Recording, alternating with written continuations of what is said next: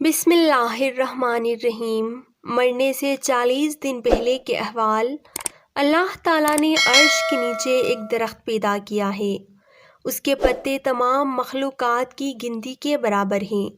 اس کا نام شجرہ منتہا ہے۔ جب کسی بندے کی عمر ختم ہو جاتی ہے اور 40 دن باقی رہ جاتے ہیں تو حضرت اسرائیل علیہ السلام کے سامنے اس کا ایک پتا گر جاتا ہے۔ اس پر اس بندے کا نام لکھا ہوا ہوتا ہے۔ اس وقت سے تمام فرشتے اس کو مردہ کہتے ہیں، یعنی مردوں میں شامل کر لیتے ہیں، اور وہ دنیا میں 40 دن تک زندہ رہتا ہے۔ جب 40 دن پورے ہو جاتے ہیں تو ملک الموت اس کے پاس آتا ہے اور اس کے سامنے بیٹھتا ہے۔ اس وقت مریض اپنی بیماری کی تکلیف میں ہوتا ہے۔ جب ملک الموت کو دیکھتا ہے تو گھبرا کر پوچھتا ہے کہ تم کون شخص ہو اور تمہارا کیا ارادہ ہے؟ وہ کہتا ہے کہ میں ملک الموت ہوں، تمہاری روح قبض کرنے کا مجھ کو حکم ہوا ہے۔ یہ سن کر وہ منہ پھیر لیتا ہے اور آنکھیں پترا جاتی ہیں۔ ملک الموت کہتا ہے تو مجھ کو نہیں پہچانتا؟ میں وہ ہوں کہ تیری اولاد اور تیرے ماں باپ کی روح قبض کی ہے۔ آج تیری روح قبض کروں گا اور تو اپنی اولاد اور اقارب کو بھی دیکھے گا۔ میں وہ موت ہوں کہ اگلے لوگوں کو فنا کر چکا ہوں۔ وہ لوگ تجھ سے زیادہ مالدار اور اولاد اور قوت رکھتے تھے۔ پھر ملک الموت سوال کرے گا اور پوچھے گا کہ تو نے دنیا کو کیسے پایا؟ اس کا کیسا حال دیکھا؟ اگر وہ بندہ گنہگار ہوگا تو کہے گا میں نے دنیا کو بے وفا اور مکار پا لیا۔ پھر اللہ کے حکم سے دنیا اس کے پاس آئے گی اور کہے گی اے نافرمان، تو نے اپنے رب کے کس قدر نافرمانی کی ہے اور کس قدر تو نے گناہ کیے ہیں۔ تو نے نصیحت کی بہت ساری باتیں سنی لیکن تو نے نہیں، تجھے اچھی طرح معلوم تھا کہ اس دنیا میں ہمیشہ نہیں رہنا۔ یاد رکھو کہ میں تجھ سے اور تیرے اعمال سے بیزار ہوں۔ پھر اس کا مال اس کے سامنے آئے گا اور کہے گا اے نافرمان، تو نے ناحق طریقے سے مجھ کو حاصل کیا۔ اگر تو غریب اور مسکین پر خرچ کرتا تو آج تیرے کام آتا۔ روایت میں ہے کہ جب آدمی کی زبان بند ہو جاتی ہے تو 4 فرشتے اس کے پاس آتے ہیں اور سلام کرتے ہیں۔ پہلا فرشتہ آتا ہے تو سلام کے بعد کہتا ہے اے اللہ کے بندے، میں تیری روزی پر موکل تھا۔ میں نے تمام زمین پر تلاش کیا مگر تیری روزی کا ایک لقمہ بھی کہیں نہ پایا۔ پھر دوسرا فرشتہ آتا ہے اور سلام کے بعد کہتا ہے اے اللہ کے بندے، میں تیرے پانی پر موکل تھا۔ میں نے تمام زمین پر تلاش کیا مگر تیرے پینے کو ایک قطرہ پانی کہیں نہ پایا۔ پھر تیسرا فرشتہ آتا ہے اور سلام کے بعد کہتا ہے اے اللہ کے بندے، میں تیری سانس پر موکل تھا۔ میں نے تمام زمین پر تلاش کیا مگر تیرے واسطے ایک سانس بھی کہیں نہ پایا۔ پھر چوتھا فرشتہ آتا ہے اور سلام کے بعد کہتا ہے اے اللہ کے بندے، میں تیری عمر پر موکل تھا۔ میں نے تمام زمین پر تلاش کیا مگر تیری عمر کا ایک حصہ بھی نہیں پایا۔ اس کے بعد نامہ اعمال لکھنے والے 2 فرشتے اس کے پاس آتے ہیں۔ سلام کے بعد کہتے ہیں اے اللہ کے بندے، ہم تیرے ایمان لکھنے پر موکل تھے، اور نامہ اعمال اس کو دکھائیں گے اور کہیں گے دیکھ یہ تیرا نامہ اعمال ہے۔ اس وقت میت کی آنکھوں سے آنسو جاری ہوتے ہیں اور دائیں بائیں دیکھتا ہے اور نامہ اعمال پڑھنے سے ڈرتا ہے۔ اس کے بعد ملک الموت اس کی روح قبض کرتے ہیں۔ حضرت انس رضی اللہ تعالیٰ عنہ سے روایت ہے کہ ان سے کسی نے پوچھا کہ ملک الموت تنہا سب کی روح قبض کرتے ہیں یا ان کے ساتھ اور بھی فرشتے کام میں شریک ہوتے ہیں؟ فرمایا روح قبض کرنے کا کام انہی کے حوالے ہے، لیکن اس کام پر ان کے ساتھ بہت سے فرشتے مدد کے واسطے دیے گئے ہیں، اور ملک الموت سب کے سردار ہیں اور ان کا ہر قدم دنیا کے برابر ہے۔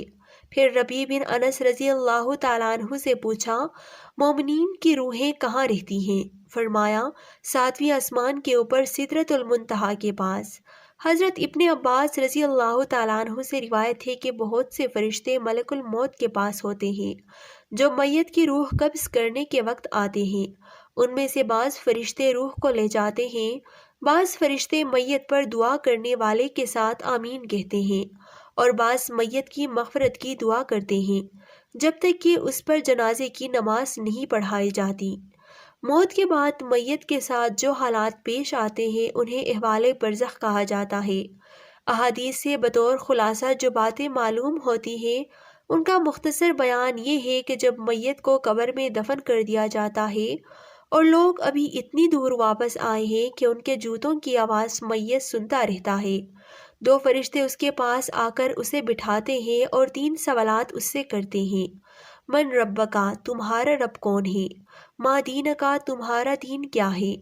اور حضرت محمد صلی اللہ علیہ وآلہ وسلم کی شبیہ ظاہر کر کے پوچھتے ہیں کہ تم ان کے بارے میں کیا کہتے ہو؟ اگر ان تینوں سوالات کے جوابات صحیح دیے تو اس کے قبر میں 70 ہاتھ چاروں طرف سے وسعت کر دی جاتی ہے اور قبر میں روشنی کر دی جاتی ہے۔ فرشتے اس سے کہتے ہیں دلہن کی طرح سو جاؤ۔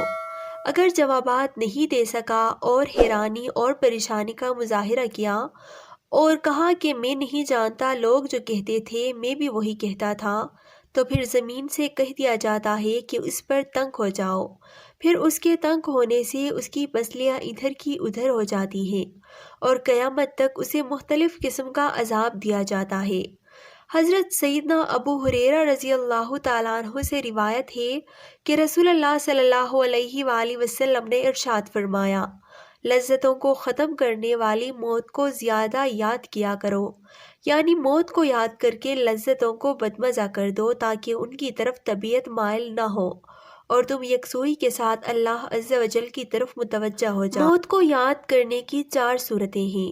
نمبر 1، اگر کوئی شخص دنیاوی مال و دولت میں مگن ہو کر اس کے چھوٹ جانے کی وجہ سے موت کو یاد کرتا ہے، جس کی وجہ سے وہ موت کی مذمت میں مشغول ہو جاتا ہے، اور اس طرح موت کو یاد کرنا اسے اللہ عز و جل سے مزید دور کر دیتا ہے، تو یہ تذکرہ موت ناجائز اور ممنوع ہے۔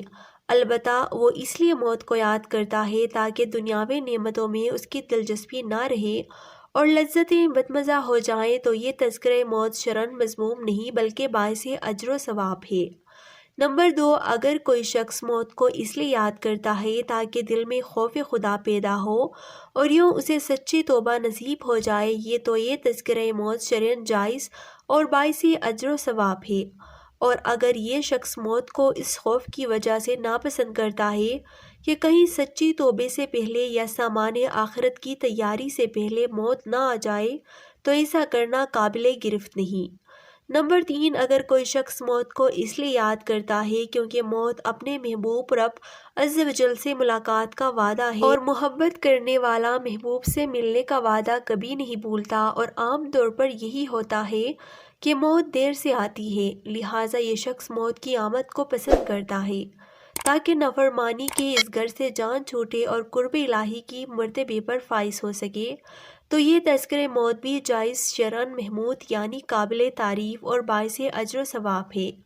نمبر 4، اگر احکام شریعہ کے موافق زندگی گزارنے والا، فرائض و واجبات اور سنن کا پابند کوئی شخص اس لیے موت کو یاد کرتا ہے اور اس کی تمنا کرتا ہے کہ موت کے وقت یا قبر میں رسول اللہ صلی اللہ علیہ وآلہ وسلم کی زیارت نصیب ہوگی، تو یہ تذکرہ موت بھی شرعاً محمود یعنی قابل تعریف اور باعث اجر و ثواب ہے۔ اللہ پاک ہم سب کو نیک عمل کرنے کی توفیق عطا فرمائے اور موت کی سختی سے بچائے، آمین۔